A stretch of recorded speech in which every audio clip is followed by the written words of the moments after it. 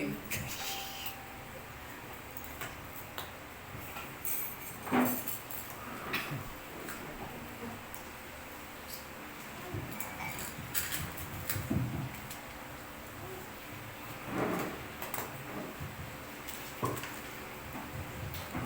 Consider na po talaga.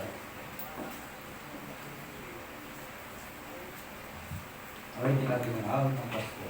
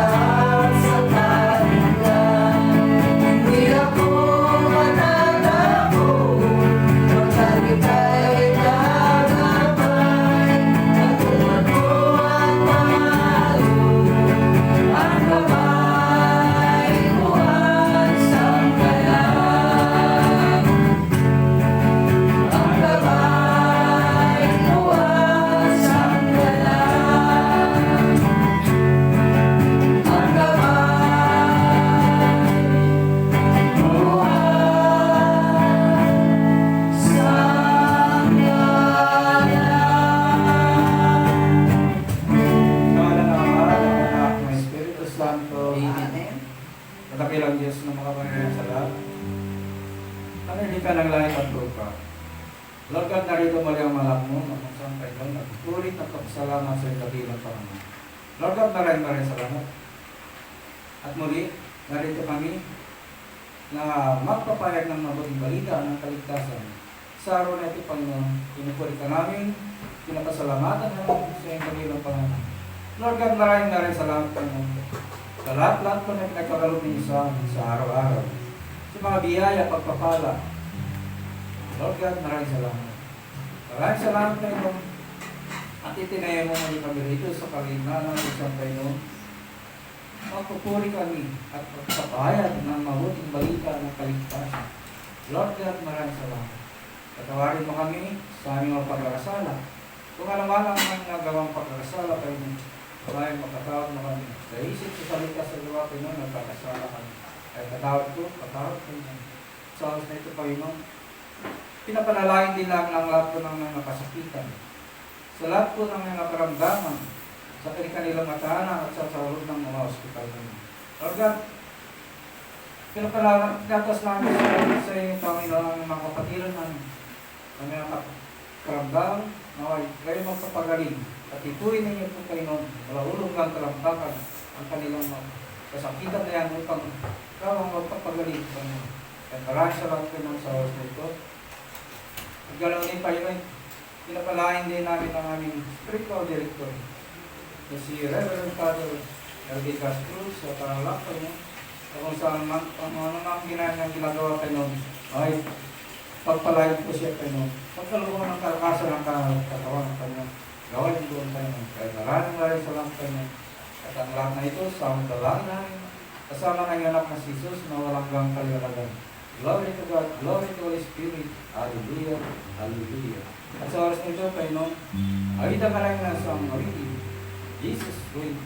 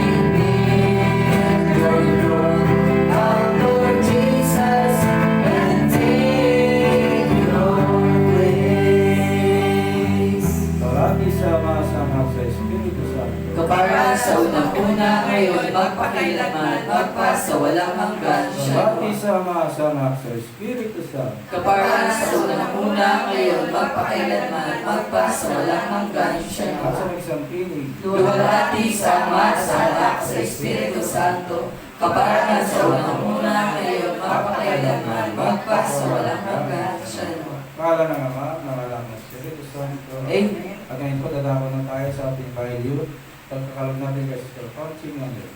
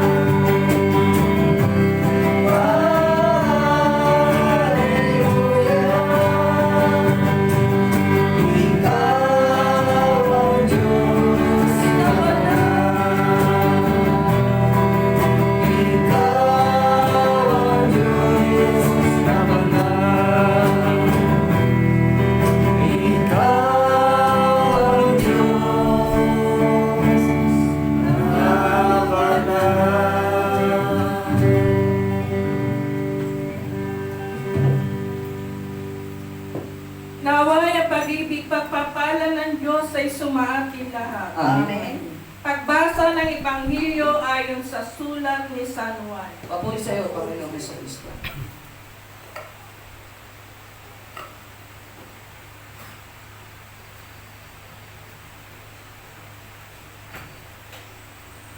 Konting panahon na lamang at hindi na ninyo ako makikita. At pagkaraan ng kunting panahon pa, ako'y inyo makikita ulit. Nag-usap-usap ang ilan sa mga alagad. Ano kaya ang ibig niyang sabihin? Bakit niya sinabing kaunting panahon na lang at hindi na natin siya makikita? At pagkaraan ng kaunti pang panahon, ay makikita ulit. Sabi pa niya, sapagkat ako'y paroroon sa Ama. Ano kaya ang ibig sabihin ng kaunting panahon na lamang? Hindi natin maunawaan. Naramdaman ni Jesus na ibig nilang magtanong. Kaya sinabi niya, nagtatanungan kayo tungkol sa sinabi kong kaunting panahon na lamang at hindi na ninyo ako makikita. At pagkaraan ng kaunting panahon, ako'y inyong makikita ulit. Sinabi ko sa inyo, tatangis kayo at magdadalamhati, ngunit magagalak ang sanlibutan. Matitigib kayo ng kalungkutan, subalit ito'y magiging kagalakan. Mga kapatid, ang mabuting balita ng ating Panginoon. Diyos sa buhay, haleluya, haleluya, haleluya. Muli, isang magandang umaga sa ating lahat. Sa ating lahat, nandito sa ating gawain. Lahat-lahat tayo na sumusunod sa panawagan ng Diyos. Isang magandang umaga sa ating lahat. Sa ating leader na patuloy, si Brother Tony Daclis, na patuloy na nangangaral din o nagtuturo rin sa bawat isa sa atin. At ganoon din po sa mga nanonood sa kanilang mga mga televiewers, o lahat ng mga nanonood din sa gawain na ito. Muli magandang umaga rin po sa inyo lahat. Palakpakan nga natin muli ang ating Panginoon. Amen. Kaya tunay nga ang Diyos ay pagka ang Panginoon ay nagsasabing, ano ba yung sabi niya, parang namamaalam. Sabi nga niya, aalis na. Sabi niya, aalis ako na, sa konting panahon na lamang ako'y, diba, hindi na ako makikita. Parang Panginoon, nagpapahiwatig na tayo ay muli niya iiwan. Ngunit may pasubali naman siya na sa konting panahon na lamang ngayon ay muli natin makikita siya muli. Amen. Kaya tunay nga ang Panginoon na hindi niya tayo bibigyan ng kabiguan o bibigyan ng kahirapan o hindi niya tayo bibiguin ng Diyos. Tunay nga ang Panginoon ay dakila, no? Kasi sabi nga dito, matitigid kayo, sabi niya, matitigid kayo at kalugdan, subalit ito'y magiging kagalakan. Malulungkot tayo, parang nababahala tayo, ngunit sa kabila nun ay may kapalit palang kagalakan. Amen. Kagalakan. Sabi nga sa kanya, iginagawa ng Diyos ang kanyang biyaya sa mga tunay na tumatalima sa utos niya. Pinili ng mga alagad ni Jesus na susunod sa kanya at manatiling kasama niya. Mga kapatid, kung tayo rin ay tutugon sa salita ng ating Panginoon, patuloy din tayo na igagawad din sa atin ng Panginoon ang biyaya. Amen. Tunay na biyaya sa atin.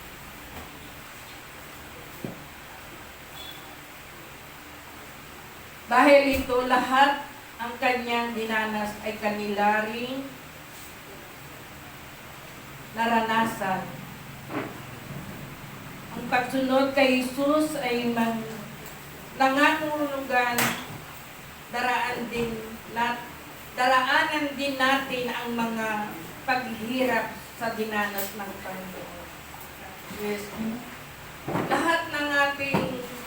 Lahat ng paghihirap ng ating Panginoon, lahat yun ay ating daranasin din lahat. Pero sa laki ng pag-ibig ng ating Ama, Diyos Ama, pinulugod niya ang kanyang anak, butong ng anak, para tayong lahat ay makaligtas. Dahil tayo ay mga makasalanan, ngunit ang Panginoon na nagdurusa sa mga kasalanan natin na yan. Sa pagkapako niya sa krus, yun yung sanhi na mga kasalanan natin nagagawa sa Kanya. Na imbis tayo magdusa, siya ang nagdurusa, siya ang pinako sa krus, nakalubaybay sa krus na yun. So ang Panginoon, ganun na lang ang patuloy na pagbibigay niya sa atin ng mga aral, ang kanyang mga salita. Tunay ang Diyos sa atin lahat. Lahat ng pinagdaraanan ng ating Panginoon, danasin din natin lahat. Paghihirap ng Panginoon, yan ay dinadanas din natin lahat. Marami ring hirap. Yung mga paghihirap na yan, mga problema na yan, mga kasakitan na yan, yan lahat ang dadanasin din natin. No, hindi ang Panginoon ang dapat magdanas na tuloy sa atin lahat. So sabi nga ng Panginoon, sabi nga na niya, sabi dito sa kanyang salita, makakaranas din ng kaligayahan ng lahat nagpasan ng cross alang-alang kay Jesus. Totoo naman mga kapatid, makakaranas din tayo, magkakaroon din tayo mga biyaya, makagalakan na yun. Lahat tayo ay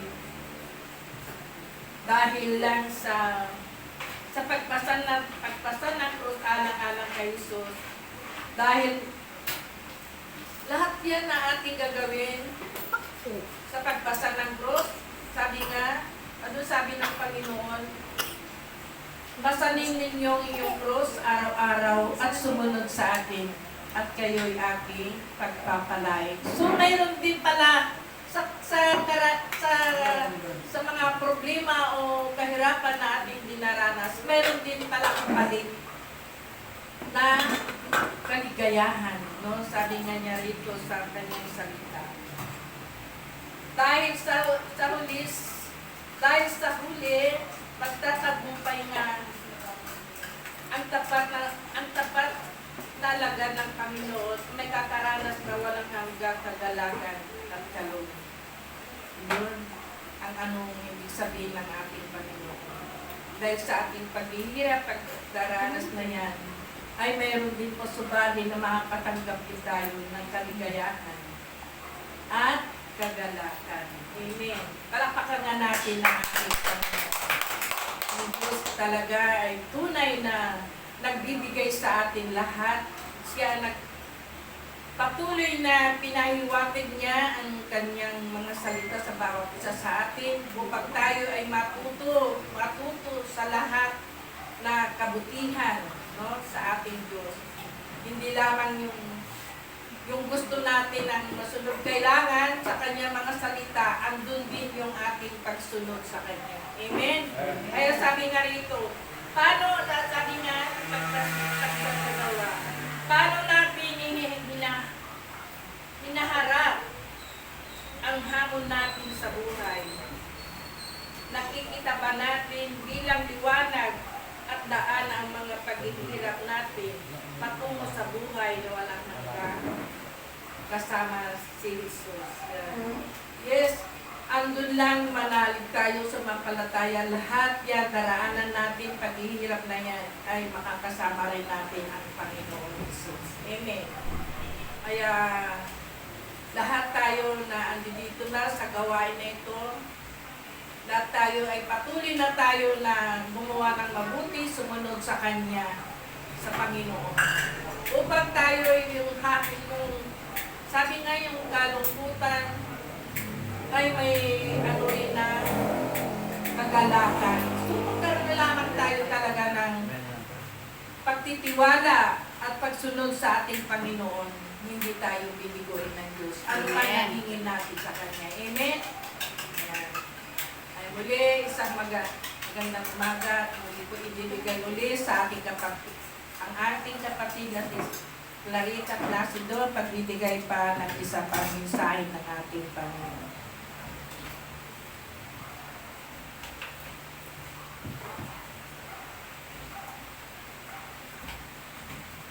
Your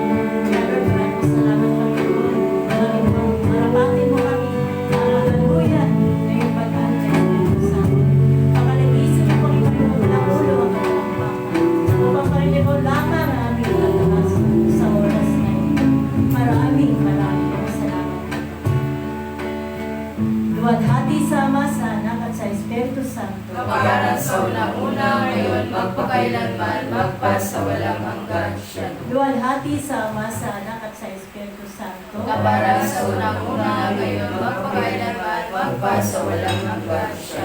Tayo pong lahat. Luwalhati sa Ama, sa Anak, sa Espiritu Santo. Kabayaran sa unang-una, ngayon, magpakailanman, magpasawalang hanggan. Siya. Sa ngalan ng Ama, ng Anak at Espiritu Santo. Amen. Amen. Unang-una po, so good morning po sa lahat narito. At sa kabalang-banal at bago po ang lahat sa kabalang-banal ng Espiritu Santo, sa mahal na ng Virgin at narito sa oras na ito sa gawain ng ating Panginoon. At lalo-lalo po sa mga naka-online na sumpukan ng gawain ito, mapalad po kayo. Isa po kayo sa mga mapalad. Dahil hindi po ito basta-bastang gawain ito. Gawain ito ng Panginoon. Na lalo na pag nasumpungan nyo ito, huwag nyo lang pong ilipat. Dahil ito po ay kukuha kayo ng biyaya, kaalaman tungkol sa ating Panginoon. At habang naikinig kayo, alam ng Diyos paano kahilingan ninyo. Bagamat hindi nyo sinasambit, makinig naman po kayo. Gagaling kayo sa inyong mga karamdaman. Amen. At lalo-lalo po yung mga kahilingan, no? Sa mga oras, sa mga panahon na ito, nakaharap po tayo sa mga problema, no? Malaking problema sa buong mundo.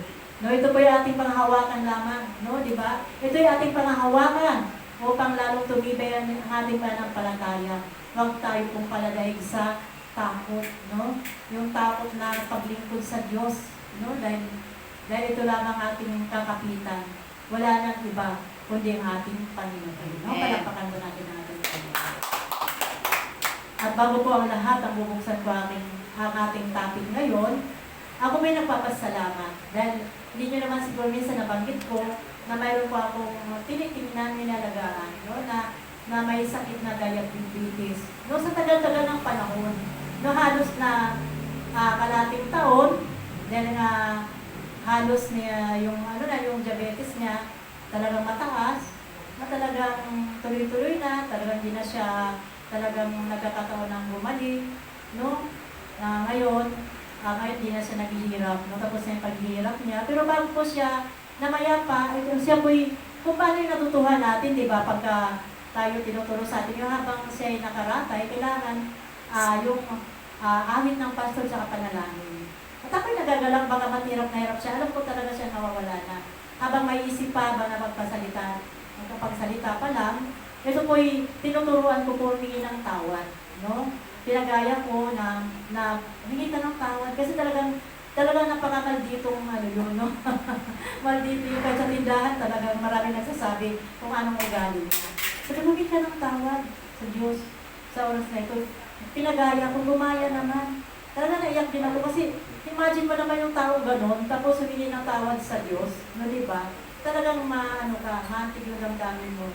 At yung pabaon ng awit ng pastor, no, ito po'y talagang pinapakinggan niya. At salamat naman sa Diyos, no, tapos na yung paghihirap niya, no? Sabi nga ng mga pag-usapan ng mga kapatid, kasi bayaw ko lang po yun, sabi niya, krimit na lang para wala na tayong intindihin. Kasi wala namang pag-aintindi niyan. Sabi naman ng kapatid ko, asawa ko, bakit man krimit? Hindi naman COVID yan. Sabi niya, iburo na lang natin. Hindi, krimit na lang. Sabi nung iba, pamangkin, dahil nga, wala nga kaming time. Sa madaling sabi, yung pera niya na naitabi, kulang pa rin pala pang pag-limit. Kasi kung COVID daw libre, hindi naman kung COVID yun sa awa ng Diyos. No, diba? Kaya talagang mahal ang bayan.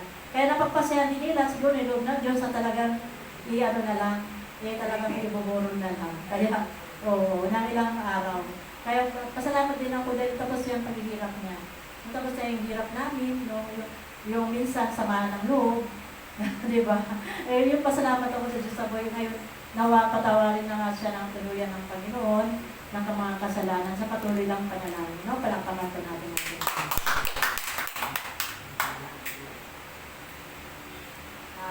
Ang ating topic po ngayon, mali po itong natatopic po na, no, diba? Pero mali mo naman sa patuloy nating pagka-topic sa mga salita ng Diyos, no, di naman tayo lang, diba? Araw-araw may nakikinig, araw-araw din may nakarating dito, na mayroon pong hindi pa nakinig, o kaya napakinggan na hindi pa tumimong.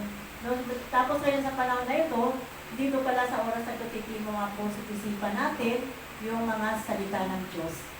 Dahil itong topic na ito, talagang mahirap gawin sa panahon na ito. Di ba? Lalo na ang hirap ng buhay. Pero sabi nga, pag yung mga hirap ng buhay, kailangan po tayo dapat mapagbigay, no, di ba, sa mga nangailangan, no, di ba? Kasi, sabi nga, ang ating topic ngayon, na tunay na diwa ng pagbibigay. No, palakpakan muna natin ang ating pamilya. Na tunay nga, di ba, sabi, ngayon panahon na ito, mahirap magbigay. Pero bakit tayo nagbigay, doon po talo pala tayo makakalaya, no? Ang ating topic ko ngayon ay tunay na diwa ng pagbibigay. No? Dito po sa Hebreos 6:10, makatarungan ng Diyos, hindi niya malilimutan ang inyong ginawa at ang pagmamahal na inyong pinakita sa pamagitan ng lingkod ninyo sa mga hinirang ng Diyos. Ang salita ng Diyos. Salamat sa Diyos. Natunay nga po lalo na pa sa mga lingkod ng Diyos, no? Sa mga nagtyaga, no? Sa mga lingkod ng Diyos, natunay nga po, sabi niya, ipakita sa pamagitan ng paglilingkod ninyo na sa hinirang ng Diyos. No, diba? Sabi nga kasi yung lingkod ng Diyos, sabi nga, yung kahit na, sabi nga, mga lingkod ng Diyos, kailangan din silang bibigyan. No, diba? Kasi biruin mo, doon na nakatuon yung kanilang mga, nakatuon yung mga, ano nila, iba yung mga oras at panahon. No, diba? Iniwan ng pamilya, mga kasawa, mga tahanan, upang maglingkuran ng ating Panginoon. So, makatarungan ng Diyos, hindi niya malilimutan ang iyong ginawa at pagmamahal na iyong pinakita. No, di ba? Yun ang pagmamahal natin pinakita sa mga lingkod ng Diyos. No, kung paano natin pinakita sa mga lingkod ng Diyos, lalo-lalo sa mga lukma, pag pinakita natin ang diwa ng pagmamahal lalo-lalo sa pagbibigay, pagpalain tayo ng ating Panginoon. Palakpakan po natin ang ating Panginoon. At dito po sa ikalawa, tunay na kaligayahan ng tao ang magbibigay ng, ito po sa Kawikaan 11:25, ang taong matulungin, masagana ang pamumuhay, at ang marunong tumulong ay tiyak na tutulungan. Ang salita ng Diyos. Salamat sa Diyos. Ayun po, palakpakan po natin ang ating Panginoon. Yun pala ang sikreto. No, ang tao matulungin, no? Sino kaya sa atin ang matulungin? Lalo na sa panahon na ito, dapat sabihin na wala akong trabaho. No, kailangan kahit pa paano, wala ka mang trabaho. No, kahit pa konting kalahating kilong bigas, ang kilong bigas, o ano pa nga. No, hindi lang kailangan pamilya natin ang tutulungan. No, sabi nga sa agitin, di ba? Walang nabubuhay para sa sarili lang natin. Tayong lahat ay may pananagutan sa bawat isa. No? Dito nagsusukat ng Diyos, no, yung ating mga ginawa habang nandito pa tayo sa lupa. No, di ba? Pag ikaw hindi ka marunong gumawa ng mga bagay na nais ng Diyos, no? Pag ito hindi mo magawa, ano pang silbi mo dito sa mundo? No, sabi nga, yung mga nakarang mga ebanghelyo natin, no, puputulin yung sanga na yan. Kasi isa yun sa mga bunga. Isa sa mga bunga na nagais nakita sa atin ng Diyos. No? Hindi lang sa pag-aakay, kundi yung mga sarili natin, kung binago na ba natin, di ba? Pero mamaya, tayo, patuloy na ikinig, pero hindi naman natin binago yung sarili natin. Nag-aakay tayo, walang tayong maakay. Kasi gusto nga, sarili natin, hindi pa natin mababago. Di ba? Lalo sa panahon natin, ngayon, kailangan unti-unti na babago na ating pamumuhay. No? Di ba? Kasi yun ang matulungin, no? Lalo na matutulungin, sabi nga, sasagana ang buhay. No? Palakpakan po natin ang ating Panginoon. No? Tiyak yun, di ba? Tiyak yun na tutulungan. Tiyak yun, no? Na marunong ay tiyak na mabigyan ng Diyos sa mga biyaya. Pag kami matulungin. No? Tutulungan ka rin ng Diyos. Kaya kung hindi ka marunong tumulong sa kapwa, hindi ka rin tutulungan ng Diyos. No? Pinagmaramutan natin ang ating kapwa, at maramutan ka rin tayo ng Diyos. No? Sabi nga po, kung anong pinakita natin sa ating kapwa, ganun din ay ibibigay sa atin ng Diyos. No? Palakpakan natin ating Panginoon. Hindi lang sa pagbibigay ang pinagpala, pati ang nagbibigay, Lucas 6:38, magbigay kayo ng kayo ay bibigyan din. Gustong takal, siksik-liklik, at umaapaw pa ang pagbibigay sa inyo. Sapagkat ang panukat ng ginagamit ninyo sa iba ay siya rin gagamitin panukat sa inyo. Ang salita ng Diyos. Salamat sa Diyos. Ayun ang ako ang sinasabi, sa nagbigay kayo ng kayo bibigyan din, no? Siksik-liglig, no? Pag sabi nga, di ba sinabi na nga na, kung ano man ang binigay ninyo, kung konti lang din ang bibigay, no? Di ba? Ganon tayo kasi minsan, maramo tayo, no? Di ba? Lalo na pag sa gawain ng Diyos, sa mga simbahan, no? Minsan, pagdukot natin, pagka nadukot natin medyo malaki, parang ibabalik po natin sa bulsa, di ba? No, ganun ako noon. So, ganun din pala ako karamot noon. Pag kinuha ko yung medyo malaki, teka, wag to. Ito na lang. No, di ba? Pero sabi naman ng Diyos dito nga di ba? Sabi niya, siksik liglig at gustong takal, siksik liglig at tumako pa sa oras na tayo nagbibigay. Ngayon po ano